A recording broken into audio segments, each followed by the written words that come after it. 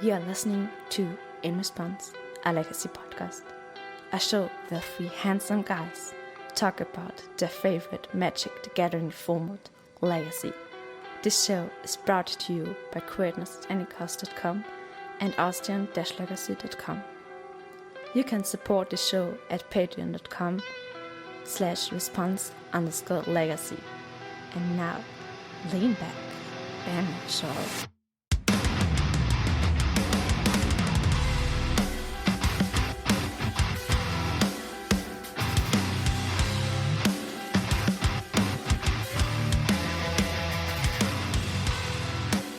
Hello everyone and welcome to the 50th, episode. We are announcing the Austrian Legacy Masters of In Response, a legacy podcast. I'm Philipp Klein. I am Daniel. And I'm Peter Plank. And we're talking about the Austrian Legacy Masters and Legacy. This time. So guys, do we know where all the attractions go? They go to the scrapyard, or in this case the landfill, with a lot of Magic the Gathering products. Wait, what are they talking about? There was a big dump, and I don't talk about the toilet here. Which dump are we talking about here? We're talking a dump of multiple cases of Modern Horizons 2, Infinity, I think also Magic 30th Anniversary. Oh, what the fuck? To a landfill somewhere in the middle of America. In Texas, I think, yeah. Yeah, it was found in Texas, and we just saw a picture. Philip, you just saw it 5 minutes before we started the podcast. This is just crazy. I mean, did anyone just go there and pick up a free box of... I hope so. boosters and displays? There was a story of a guy that took like 6 cases of Infinity to his LGS and said, "Do you want to buy them?" I mean, you could do that like for half price. I mean, you just have to scrape off the dirt and everything, and that's fine. Yeah, it was like calculated. If it is everything like Modern Horizons 2, it would have been like around between 200 to 300k. Yeah. So it's like I mean, a huge lot of money. I'm not a how do you call that, conspiracy theorist, but Wizards doesn't overprint product, am I right? Then we would have to add another grading of cards, like half rotten or fully rotten, I don't know. or only smelly. Only smelly, a little bit smelly. It was not the, what do you say, the biology waste, I don't know how to say that. The biohazardous waste, yeah. Not biohazard, but we collect them differently. Our the remainings of when we cook. Oh my gosh, it's organic. Organic waste. Organic waste. I guess it's the best explanation there. Yeah, I mean it's just dumb and crazy. It's crazy, yeah. But it wasn't the only thing that was found in a landfill this week. There was also a ripped sheet of the Lord of the Rings set that was also found in the waste. So a little bit of spoilering there, so you can get what the fuck is tempted by going the on ring. at once? I mean, you basically you have to destroy it in a way, but usually it should be like burn it with fire. So. That's probably one of the newest marketing strategies. Just dump our spoilers into the landfill and see where it goes. Yeah, well, that's not that bad of a marketing strategy, I think. It worked, kinda. It worked, yeah. And what they're saying, I think it's like every PR is good PR or something like that. Yeah. Technically. So even the PR in the landfill is great for them, yeah. But speaking of PR, I think we also have some nice PR from our kind of local association to share, which is we had a new milestone. Oh my gosh, it was so fucking awesome. Excuse my French, but holy shit, we are such a small country and we are getting 32 people for our weekly legacy tournament. I mean, what the fuck? Yeah. Where in the world do you get this? And to also put this into perspective, this was not really a one-time like spike of players. We had our previous record set at 28 people. So it already was scrapping roughly just below the 30 people mark, and now we just hit it. And we had, I think, one or two, I think it was 2 players that were new. Were completely new, yeah. And 2 players that were coming back from the past, kind of, because of our proxies.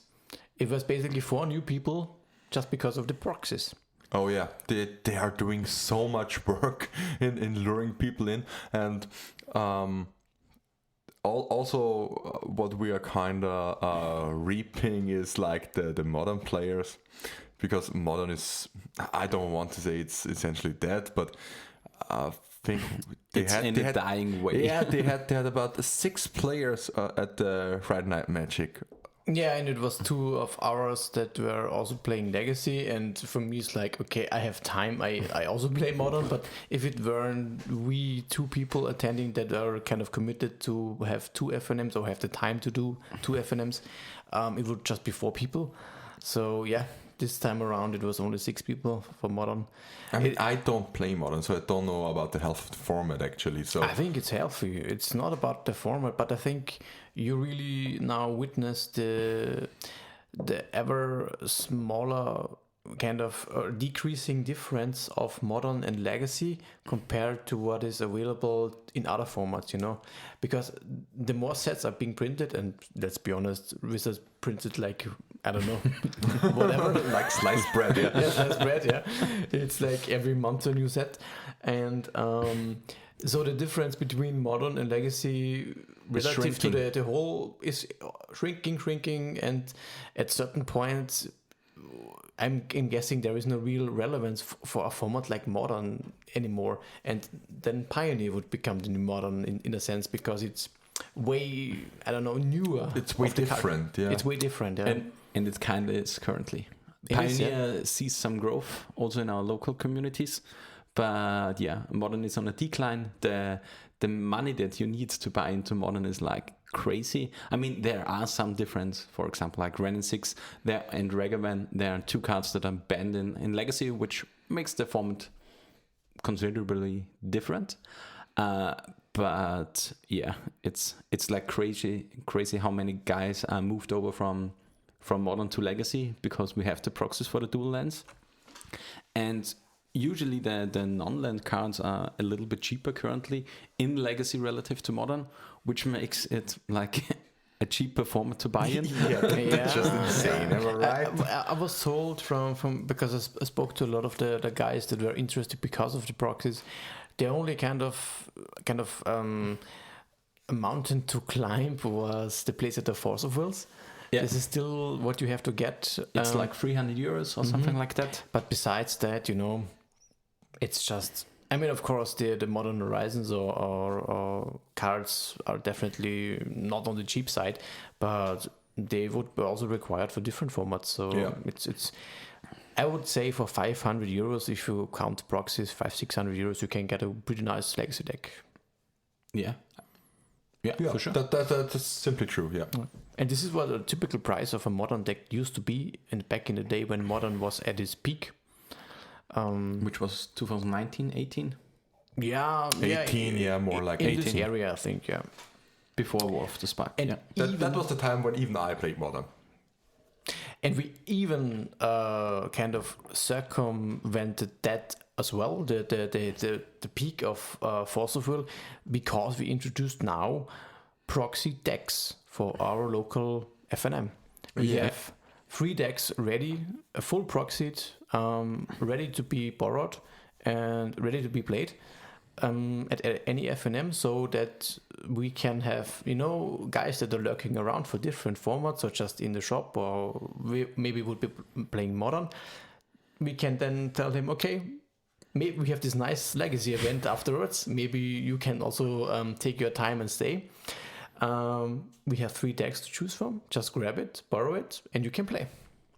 Which of the decks currently? We have Blue Red Delva. Exactly. Then Black Red Reanimator. Black Red Reanimator and Naya Depths. Yeah. Okay. So, and we are aiming for 2 additional decks in the beginning of the next season. So there will be about 5 decks to land from. Exactly, and also a little bit of a gauntlet for each deck so that we could upgrade it a little bit. Yeah. Because of course you don't want to play with an Delver deck that either has a banned card in it, could happen of course, or any outdated, really really bad kind of deck version that is not really played anymore. This is also of course important that we could switch it around a little bit. Yeah, that's true. And yeah, I gotta say, these are pretty huge milestones actually for us, and I think we will experience even more growth. I mean, this weekly tournament, we got even featured on MTG Goldfish by Joseph Dyer. Very nice. Oh, that's just so insane. I mean, I spoke to Joe last year back in April, and he said, yeah, if you hit 32 people, that is reasonable, did you send me the data? And it's like, I was so hyped on Friday. I was so fucking happy, and I was like, I need a deck list, and I want to send it to Joe, and he said he will feature us, and he did. And so shout out to Joseph Dyer at Walrath XP on Twitter. Great guy. Thank you very much. I think this was kind of the overview of what's going on in the society or association. Despite that, we have a nice big announcement to talk about. Oh yeah. Austria goes to the Elm. To the European Legacy Masters. As far as Austrian Legacy Masters. No, we go to the European Legacy Masters. But first we go to the Austrian Legacy Masters. Yeah. We are preparing for a nice, real big event in later this year, as of course a qualifier for the European Legacy Masters. As we have, each country has their distinct slot amounts. We have 5 of them, and one slot will be available in this tournament, or rather, in this event even, because we are planning to have a full weekend of legacy action. So 3 days, 3 tournaments, and all in coverage. Oh yeah, we will stream the whole event. We will try to stream the whole event, because that will be absolutely hard, and I'm not sure how we will do this, but we'll give our best. We will rise up to the challenge. Oh yeah, definitely. And also we have a little bit time to improve our streaming skills a little bit until then. Oh yeah. So always check out our Twitch. Sometimes we're aiming for one event in the month that we're streaming. It's kind of in a build-up step, this kind of streaming, but we're really hoping that this can get up and running at some point. And this big event will be definitely, I hope, a good milestone in this. Yeah, it's actually it's a little bit like like a beta version of because we are doing this now for the third time, or we're trying it now for the third time. We had some really big issues. Big is an understatement. Yeah. It was like a horrible experience starting out with organizing events with a corporation, which went really down. You guys maybe know it. It was. We talked about it in the podcast. Yeah, we talked about it in the podcast. It was advertisement as like the Back to Magic event in 2021, if I remember correctly. It was a horrible experience after all. And yeah, we tried another thing. It didn't work out either. So now we have. But there we didn't make the mistake of announcing it and advertising it. But yeah. Okay, so this went a little bit under the radar. That's actually great that it went under the radar. So we can try it again this time. But this time we are really, really committed to this, and in the sense that we don't have the problems. We made sure that the problems that we had in the past are definitely not an issue this time. They were all location-based issues. Yeah. We don't cooperate with either of those locations. we are not completely dumb fucks that aren't capable of organizing shit. We work together with our local game store. It's called Game Store. Well, how do we know? You maybe have seen the shop owner of this game store at the latest event of the Legacy European Tour. He won it, Stefan Steiner. We will have the event at his game store. On Friday we will have a small warm-up event, which is basically an FNM where you can get in, play the FNM. I think we have €5 entry. Yes, this was the basic idea. €5, just a simple warm up to learn the meta. Yes, exactly, to scout the meta, and also to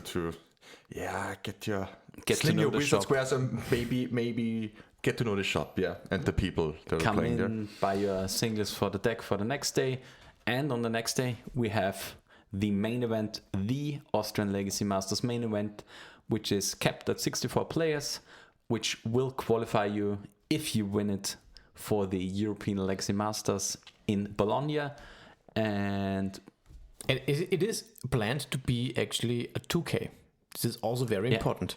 So we really want to have a nice prize pool for people that will travel there, and we really encourage everyone around internationally, everywhere, to come to Linz to visit this nice, beautiful city in Upper Austria, to participate in the whole event.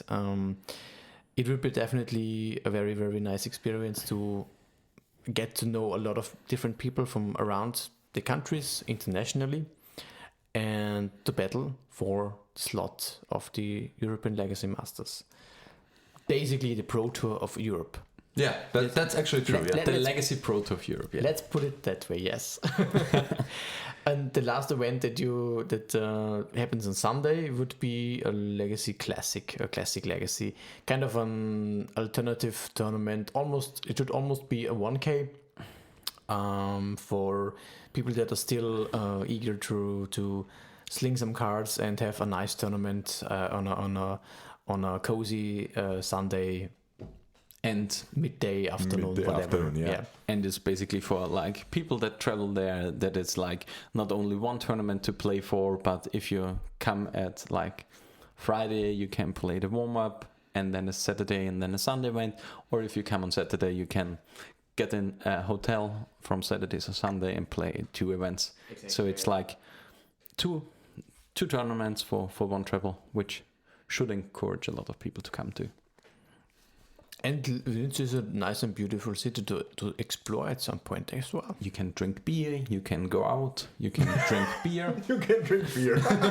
But we have great beer, so and we have great places to eat. So great food.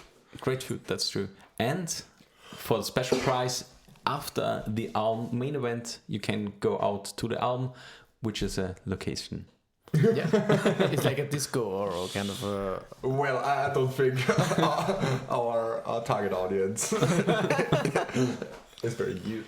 Yeah, it depends on what you're up to. It's really interested in this, but if you like Austropop, it's basically your kind of deal. So I guess this is kind of an overview about the details. We have made an announcement. Make sure to have a look at our Facebook page of the Austrian Legacy League. We have all the details and information put into an event there. Yeah. Make sure to also share it with anybody you want or think would be interesting for. I think this would really help us. And we will also put the link to the event in the show notes. Absolutely. Of this episode, so you can find everything there. Absolutely. And we just hope if this event gets big, if we reach our cap of 64 players and maybe get some people for the classic and for the FNM, then we will try to make it even bigger next year. Yeah. But that's like what I wanted to say beforehand.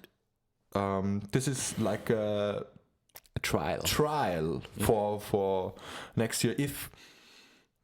Because if we are making it bigger, we have to put some money into the location. Yeah. And we don't want to put money into the location if there are only 30 people coming. So grab your bags and come to Linz. Show us that you're willing to travel to Austria. Yeah, that's true. Basically, this is the what we message, want. yeah. And we will definitely welcome you. Yeah. And for transparency, I think we should also announce the other ways to qualify for the European Lexing Masters. Absolutely, from in Austria. Basically, we have one slot for the Austrian Lexing Masters, which are happening because we have to announce it in June. It is in 28th of July until 30th of July. Thank you for saying that because we didn't say the date. Yeah, we totally forgot it. Yeah. Then we have on the 25th of March, we have a 1K in Vienna at the 3-for-1 trading store. Then we have at the end of May at the 3-for-1 trading store another 1K that will qualify you for the European Legacy Masters. At the end of April, that it will be the 29th of April. We have an event in Graz at Trading Cards United in Graz.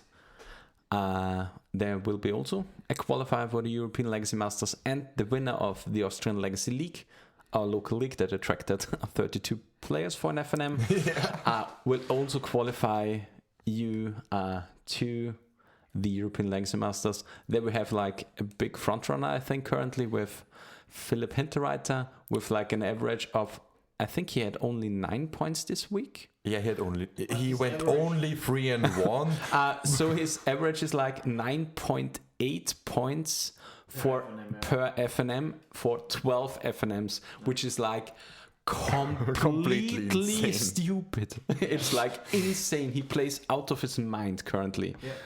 Yeah, he's rocking Blue Red Delva all the time, I think. Yeah, and he's really an initiative, and he's really great at it. But he only played initiative one time for 4-0, then put it away. It's dirty. He said it's stupid. It doesn't like to play it. It doesn't feel fair. Says the Delva player. I mean, in Delva you have to make decisions. But yes, so this will be our 5 slots that we allocate as the Austrian kind of lineup for the European Legacy Masters, which will happen on September again at the Bologna 4 Seasons event. Yeah, and 4 Seasons Summer. Yeah, 4 Seasons Summer. Yeah. Yeah, I just hope we don't run into any issues with the Austrian Legacy Masters with our planning, because as we all know, it's so insane that Wizards is pushing out that much product that they even fill the landfills. But in all seriousness, I mean, it's like, what do we have now? Each month a new set, each month a new pre-release? Every 6 weeks, I think we have 8 new products this year or something like that. We have like 4 of the core sets for standard. Then we have like March of Multi-Madness or something like that. Then we have the Lord of the Rings set, which is like Modern Horizons. Then there is like Commander Legends or something like that. Or Commander Masters. And I think an additional set too, which is like 8 sets a year, which is like basically every 6 It's even weeks. More actually. Yeah, then there are Commander Precons and other stuff. This and that and everything. What's really maddening about all this is they do a pre-release or a release event for every single one of them, and this always collides with our FNM. not only with our leagues, but it also collides with any kind of planning that you want to do for a big tournament. For the Austrian Legacy Masters, we really had to think, what if a pre-release happens there? Right now it looks good. Because Commander Masters will get released on the 4th of August. Yeah. So, and as we probably there is no pre-release event. It's because for this big Master set, there's mostly like a release draft, but not really a pre-release event. And this is good for us because it would actually just be the weekend of the Elm. Yeah, it's like completely horrendous because like you can't really set up any tournaments like 3 or 4 months ahead, because it's like complete, especially if you cooperate with a store, which we do in this case. Because if you have a separate location, like for example, like the 4 Seasons event, it doesn't. I mean, it matters, but not it that doesn't much, matter yeah. that much if there is a pre-release at the same weekend for an Lord of the Rings set or what the fuck. But it's like completely impossible to do something with a store like this much ahead, because it's like, Yeah, because pre-release bring them a lot of money. Yeah. And they have to live. I mean, totally. and they it's have totally to organize understand. the Yeah. pre-releases. I think one of the biggest problems here is that the dates aren't kind of published at the beginning of the year. Yeah, Like that's they true. could just publish all the dates, then I'm fine with that. They can plan around that. But not if it's like 1 or 2 months in advance. Oh, hey, we have a pre-release now.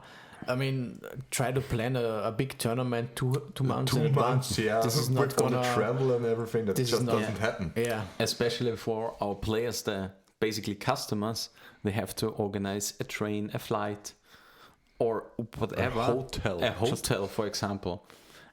It's like, I mean 2 months. Yeah, this is 2 months like is- on the edge, but on the edge, yeah. You have to do advertising also. Don't And- forget and you this. have to- Yeah, to- you have to spread the word out. Which I'm coming to another thing that I want to say here. If you are a listener of a podcast, then spread the word. Spread the word of the Australian Legacy Masters. absolutely, yeah. It would help us a lot, and maybe we can do it. We can go bigger. We are also thinking about doing maybe in response open or something like that in the future. But therefore, we need your help. Yeah. Basically, tell your friends, come to Linz, play in the event. They will be like, you have to like pre-book your spot Yeah, at an email address, which is all the information is in our Facebook post about the event. Yeah, we will also. I mean, I don't want to go too far here, but we'll also try to make something like an event ticket system work. We will look into that. This is So yeah.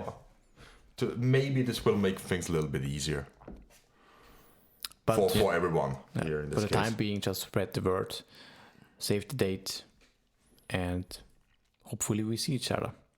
Yeah. So let's talk about legacy. I think we also have a topic that we kind of evaluated the last time. And I think we made a minor misstep this way.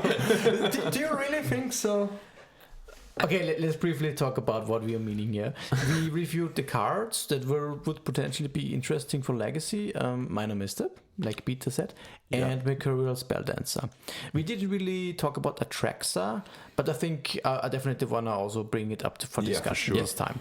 So we kind of have these 3 cards as contention for the Legacy format that would, are kind of supposed to be impactful. I think what was our consensus the last time? I definitely remember what I said. I said, for example, I think that Minor Misstep will be good, and Mercurial Spelldancer I'm like so or not really convinced. I actually can't remember what you guys said. I think I was also in the same camp as you with Minor Misstep. That it's an okay-ish card, but it won't make a new meta or is something like everybody needs to play it. And I was like, Spelldancer is garbage. So that was my opinion the last time. Peter, what was your opinion? I remember? wasn't really sold on misstep after the discussion we had. I said I can see play patterns where it is good, and I think it is kind of like that. It's really a card that has to be played correctly. You have to leave your mana open in kind of way. You have to develop a play pattern where it is good, and in the later stages of the game, it is usually good because of like all of the good threats and spells are usually 1 ZMC. About Spelldancer, I was a little bit more hyped in regards to what it is, because like currently we have like a deck which is called Initiative, where it is good to have an unblockable threat, and I think that the shell with like Snufford should be really, really good with Spelldancer. You mean the Devil Shell? basically the Delver shell to go a little bit bigger, to copy like your snuffles and stuff like that. But I think it hasn't really developed that way. I think there was a video of Bosch and Roll where he had it in a little bit like this, but he played like Hum to Turok because he wanted to play Double cool hum. spells for double hum, which isn't really the play pattern that you want currently in Legacy. Yeah, that's true. Because like if you have like the turn 2 spell dancer into, I mean it's always Christmas Wonderland, into like turn 2 play like, or turn 3 play a Ponder and a Brainstorm, and then you copy your Snuffer, that's really good. But it depends on the play patterns, yeah. I would agree, yeah. But I think Spell Dancer has its feet dancing, but it isn't currently going for a big cha-cha-cha. Okay, but I think Spelldancer has made some waves on Twitter at first. Am I right? People were trying it left and right, and they were 5-0ing, and it almost looked like that that I was pretty much on the wrong side. But yeah, it was.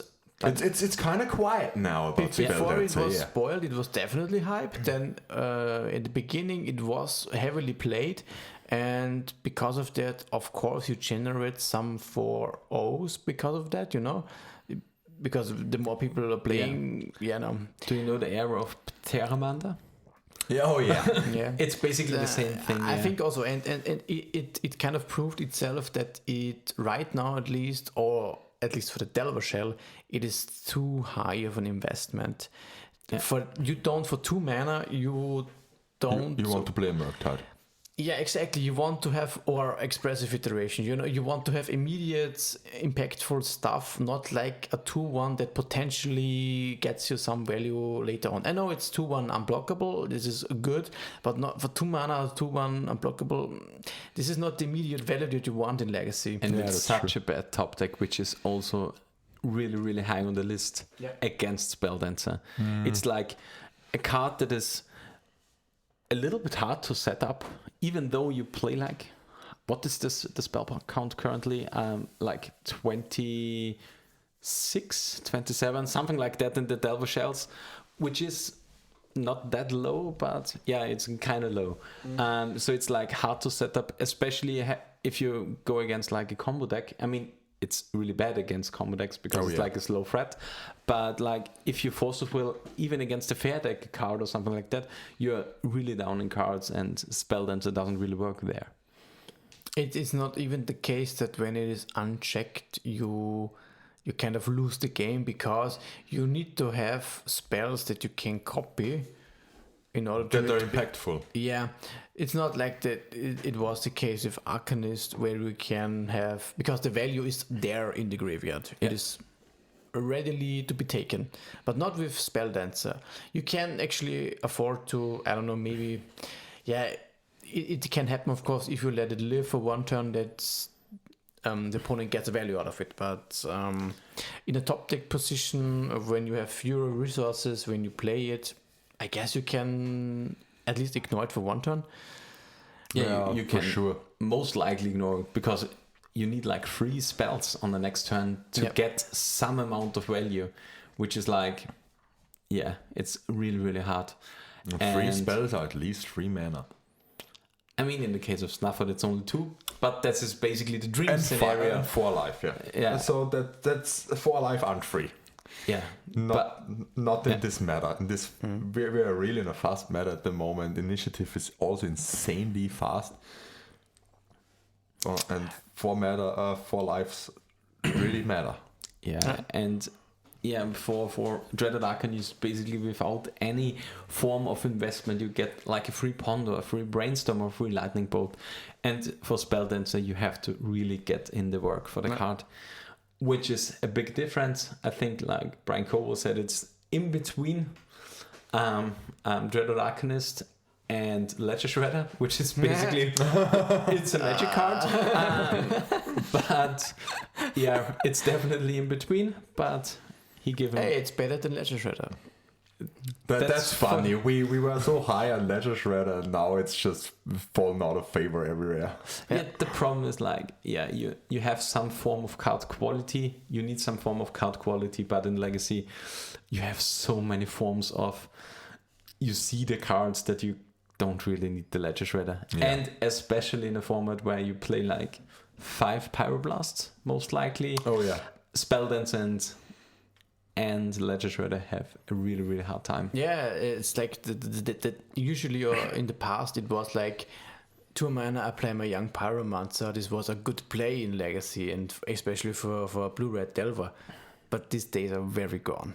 Yeah, It's not just an even the 8-8. Iconoclast is good enough to be played in. Yeah. If we are real here, yeah. Yeah. You don't. I think typically all these cards that cost 2 mana and need additional investment are not really playable anymore. It is not, which was not the case for Dreadhorde Iconist. it didn't need investment because the value was there. But for Young Pyromancer, Ironclast, and now Shredder or Mercurial Spelldancer, all of this is kind of the same type of card, which means you need to invest in it. And it seems to be a little bit on the low side of power level for Legacy. Even though Iconoclast sometimes shows off as a 1 or even a 2 in Blue-Red Delver, because of the initiative matchup, it produces a lot of bodies, which is good exactly in this matchup to gain back the initiative, to fight on even footings. Yeah, for sure, there are fringe cases. But do you know what is a beating against initiative? An 8/8 Vigilance Lifelinker, which is Atraxa. Yeah, actually, Atraxa is insane. This card is so great. It kind of proved itself a little bit, yeah. It pops up everywhere in different kind of Reanimator or Show and Tell, or Natural Order decks even. This is kind of the 3 strategies that are popping up. Reanimator, then Show and Tell, and Natural Order. Yeah, and Atraxa And Eureka. Eureka also. And Hypergenesis. There was now a Hypergenesis 5-0 in the dump, yeah. Which is insane. Okay, this is cool. I like that. I really like that Atraxa single-handedly revived Blue-Black Reanimator. There was no Blue-Black Reanimator before. And No, now, never. And But now it will go down. I think. Yeah, for sure, but I like that there's the option to play this. Yeah. It is fine. You can definitely play it. Here, I like the kind of summary that Jax has posted. I don't know if you have read it. No, tell me. It is a kind of a tweet longer post where it was stated what kind of impact Atraxa has for Legacy for the different types of reanimating or Show and Tell decks, and for the Blue-Black Reanimator, it kind of said for this archetype it was like a huge boost, but Blue and Black is in general not a good deck. It has, or currently not a good deck. It is still worse than Black-Red. yeah, it has so many issues. It's basically a slow versions versus Black-Red Reanimator, because you trade like Careful Study for Faithless Looting, which is like a strictly downgrade. I mean, you get Force of Will as a protection piece, but yeah, Thoughtseize is also a really good protection piece, especially if you do something on the same turn. And then you basically lose equity because like Black-Red Reanimator puts in the Show and Tells to negate the Graveyard Hate. And not every opponent will bring in Pyroblasts against it, but against Blue-Black Reanimator, guess what they bring in? One of the all of the 5 Pyroblasts. Yeah, which is basically a negation to a whole sideboard plan, which usually should be a 3 or 4 of in showing in like Blue-Black Reanimator. Yeah, for sure, yeah. So it's basically a slow version that's a little bit worse. But what I really like about Atraxa is also the new showing of No-Show, Natural Order Show and Tell with Atraxa. Mm-hmm. That's also really cool. I mean, we had no band beforehand, I think. Yes. But I don't know what the kind of payoff cards were. Were it like... I think just the Progenitors. Progenitors? Yeah. I think so, yeah. Should be Progenitors, yeah. And this time with Atraxa, it is definitely because it never was a Griselbrand deck, obviously. So Atraxa is just a nice tutor target that gets really nice value out of it and probably wins the game if it stays on the battlefield for one turn. And I also think I've seen someone on Twitter asking, trying to make an Atraxa deck work with Eldritch Evolution. What do you need to sacrifice? Not the Shepherd, the other one. The Allosaurus Rider. The Allosaurus Rider is also 7 mana, so that doesn't work. Atraxa It's 7, yeah. Is 7. And also Neoform doesn't work. Does the Neoform exactly +1? I think so. I'm gonna take a look, but I'm pretty sure. Either of them are, I think, +1 or less, but I'm not sure. Eldritch Evolution says +2. +2. Yeah. +2, okay. I'm not sure if there is. If it's or less, then it's fine. If it says or less, it's completely. But I don't know about this one. It is definitely a nice deck. I think the core cards are like some birds or nobles. And with that you can Ice Fang Quartles and stuff like that. Yes, you kind of need this as a glue, and also it helps against Delver and against Initiative and stuff like that. But what I've heard from the reviews of players is that even that it's not like that you just put 4 Quartles into your deck and then your Delver and Initiative matchup is kind of Do you solved. know what you can do? You can put 8 Quartles in your deck. you can do that, but then I would suggest to play Allurin. But alone, this card is still a little bit clunky, or sometimes you don't have Death Touch and stuff like that, and it can get bolted, and a 4-off won't really make a matchup really good in that sense. It's basically a card that cycles, and you can sack it to natural order, which is... I mean, it's good in the deck. It's good in the deck, but the problem now with Arcum's Astrolabe, but now... Since Arcum's Astrolabe was banned for Ice Fang Quartle, it's like it's a really heavy investment into the card that you need to play the basics, which was basically free when Astrolabe was there, around, because like you dropped in your basic on turn 1, played your Arcum's Astrolabe, 2 Snow Cover permanents, second basic on the next turn, Ice Fang Quartle, it has Death Touch. The card in this meta, the card was really, really strong, but currently it has a little bit of a it's a big downside. It's a liability, actually. The free permanents are pretty hard to get because you're always wanting to have more colors. The duels are kind of on a high level at the moment. Everybody in the system needs duels and play 4 colors and 5 colors, and every control deck basically is a 4-color deck, which is like insane. And even if you go below 4 colors, so only 3 colors in band or something, you play all of the duels all the time because it's so crucial to hit your mana in the spots at the moment. And that's the thing with this deck, I think, when you don't have like a consistent mana base in that sense, and the deck is shaky from the beginning, a really consistent and really non-forgivable deck like your Blue-Red Delver will just punish you. Does the natural order deck play Urus? I think 1 or 2, I don't know. Okay. Yeah, because like the best thing for the deck to do is like basically hardcast an Atraxa. For example, hard to do, I guess. But it's if you play like Urus, is kind of okay. Because you have like a lot of cycling to do with like Ice Fang Quartles and stuff like that. Do you play Green Sun Zenith? I don't think so. I think it's just natural order, but I can't be mistaken. It seems like a nice deck, a nice new flavor. I think it's a little bit shaky. Fit. Could be. Nick Fit, oh my gosh. Why are we always coming back to something like that? I mean, that's even not good enough for me. You don't have to sacrifice any creature for natural order if you just hardcast your Atraxa. Well, that's true. That's not good, but it's true. And what I'm a little bit wondering about is why nobody kind of plays Minor Misstep.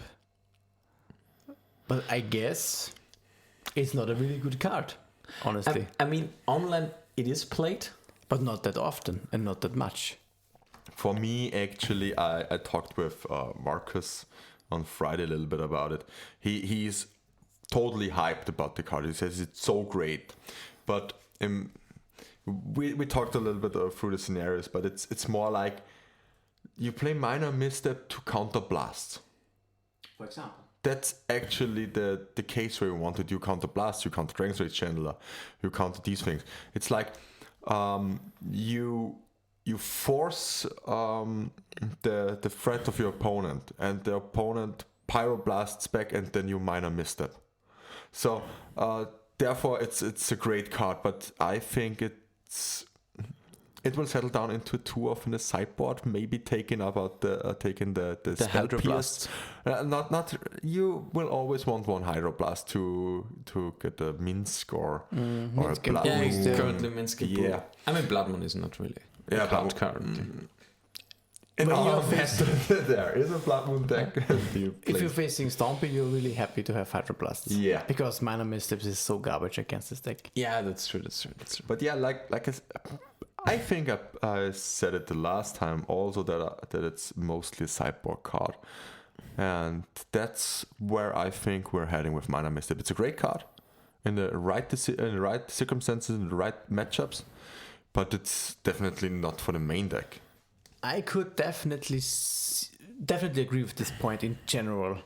There are certainly, however, in my opinion, some decks that would or will benefit from this card, because I think, like in general, it looks good on paper. You know, there's a lot of 1 or 0 drops in the legacy meta that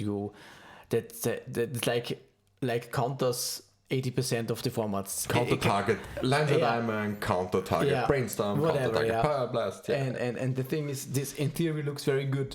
However, the way it plays out is, of course, is a reactive spell, and in top tech games or later in the game when threats are on the board, this card does nothing. It's similar to like a late game force. It is like it's okay, but then you can hardcast it and stuff like that. But you really wanted to draw a different card. Yeah. It's not a threat, and for that aspect, I definitely can see it. I tried it in Breakfast a little bit, and I think for this deck, for example, in particular, I think this card is very good, and for a number of reasons actually. I think, for example, usually would play Flusterstorm as a protection spell. Yeah. As a protection spell. I mean, it is kind of a staple in the sideboard. Most of the time, Minor Misstep would be a strict upgrade to that, because the cards that Breakfast, I mean, this is of course now talking strictly about Breakfast as a deck. The cards that this deck cares about is Pyroblast, Surgical, Swords, Crop Rotation, what other have you? Of course, Planar Void. Exactly, yeah. This 1 mana interaction, sometimes Prismatic Ending script or something like that. It's also counter. Can be, yeah. Soul Guide Lantern, maybe. Yeah.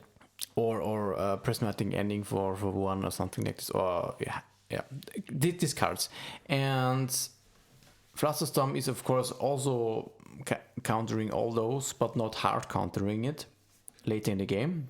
So Minor Misstep is an upgrade. Plus, with Minor Misstep, that is my impression, you can get like a Storm deck countering the lead and then stumble for 1 turn. You can get it counter a Dragon Rage Chandler, and then it buys you 1 more turn. You can get countering a Bolt, whatever, that might be lethal otherwise, or would be a removal spell to one of your creatures. So, or if you're up against the Mirror, you can counter an Aether Vial, you can counter the 1-drops. It is definitely has the potential to, for me, it says like 1 mana buy you a turn. That makes sense. And this is very, very good for Breakfast, kind of. But however, this is where I would now lean on to what you said, Phil, a little bit. It plays out sometimes, and I have to admit that a little bit differently, that sometimes you kind of have had it at the wrong situation. When there's already the Dragon Rage Shuttle on the battlefield, or there is already like enough mana for the opponent so that they can cast multiple turns. One mana misstep would of course not really help, or if you don't have the mana to hold it up, because for example when I play Urza Saga, I don't have blue mana. Yeah. All this stuff makes it a little bit, it's not like a slam dunk, that's for sure. It's basically like, it feels a little bit like you're talking about like the Power Blasts that you play in Painter in the main deck when you don't have the Painter. It's such a good card in a lot of ways, but sometimes it isn't the thing that you want. Yeah. Exactly, yeah. And I think this is the kind of the same. So, but overall, I think it's still very, very much worth it for my opinion now, speaking about breakfast. And I think especially for decks where you want to force your combo through, it's really strong. And I think when you feel it a little bit more reactive, it's a little bit harder for the deck to function in a way, because like you want to have like the best piece at every moment for your control deck, for example, and Minor Mischief has a lot of times where it isn't the best piece, but as a protection piece, basically the Minor Mischief is like the Thoughtseize or the Silence for like TS currently. I agree. And for those kind of applications, I think Minor Misstep definitely sees play. The thing that I'm still really not sure about is if this is a main deck card or a sideboard card. I stand by my opinion. I think it's a strictly sideboard card. Strictly because I think a 1-2 or 2-1 split in either direction could work. It for could example, work, because I think you play free, if I remember correctly. Yeah, I did. The first iteration played free. Yeah. If you like turn it this way, try 1 in the main, 2 in the sideboard. I think it was like, because we talked about like guiding rules and articles in the last episode. There was a rule like you always play 4-offs and 1-offs in your deck. The 4-offs are the cards that you really want, and the 1-offs are the cards that you want to draw. That you want to draw, for example, or that are good in some situations. Yeah. So I think this was like Japan or something like that. That say that. There's also a Frank Carsten article. How many cards do I need to run in my deck? Yeah. It was like the free one when you want to exactly see one card in a match. Exactly. Yeah. Then you play a free off. Yeah. So yeah, and based on that rule, I definitely think it is a 2-off. Because you don't want to see it every game. No. I don't think you want to see it in every game. But and this is where I kind of. It's like the value stifle. Yeah. And based on that aspect, because it is such a wide range of cards that you can hit in Legacy, I'm more or less thinking about maybe this card is actually more like a main deck card. Because I'm more like, okay, I want this deck in game 1 because there's a lot of decks that would like it. For example, against Storm Air, I counter the lead. Against Reanimate, you counter the Reanimate. Exactly, yeah. But then if you have better cards, or like for example against Stompy, okay, game 1 I counter their Chromox.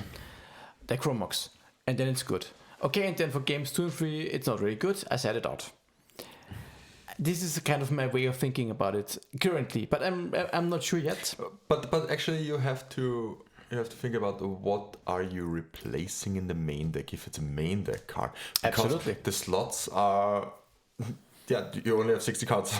Absolutely, it's kind of hard. And this is just a general thinking, not only for breakfast, also for different kind of decks. I think if you have 1 or 2 flex slots, if you have them, you could try Misstep. That's for sure true. Yeah. For example, Delver can. I mean, probably the removal spell is better, but you could definitely try a Misstep in the main deck. If you want to. Yeah. But for me, it still feels. Even then, it still feels like because Delver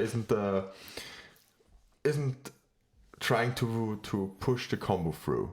So absolutely, I don't think it's that good in Delver. Yeah. You don't win on mana. Most of the time, you don't trade up on mana.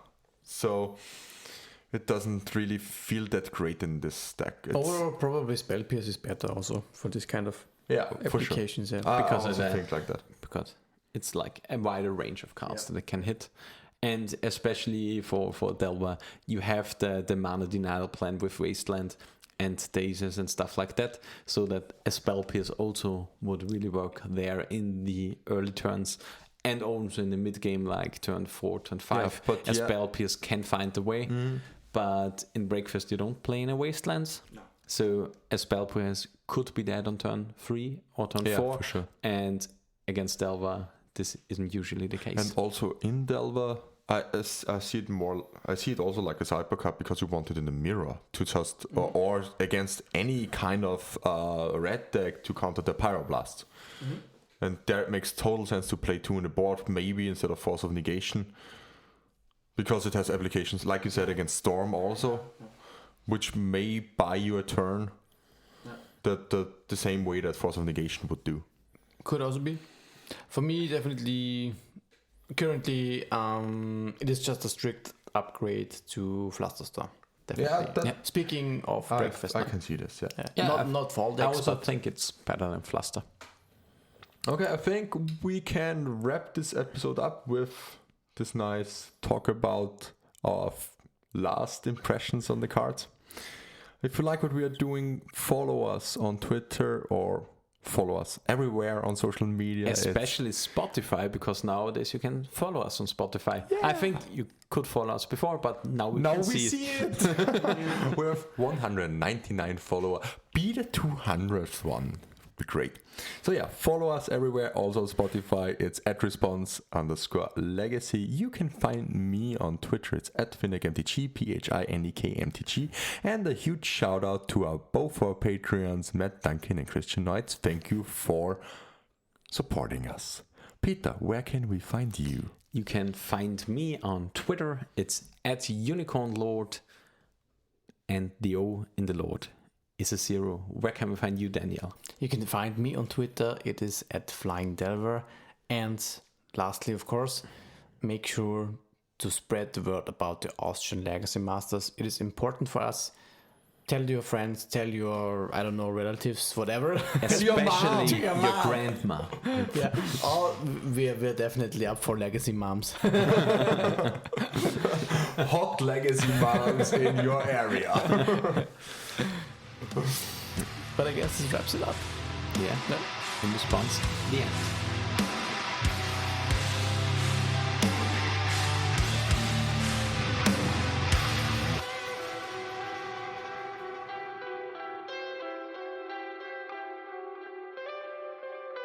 This was In Response, a Legacy podcast. If you enjoyed the ride, feel free to support the show by following, leaving a review, or subscribe on patreon.com/response_legacy.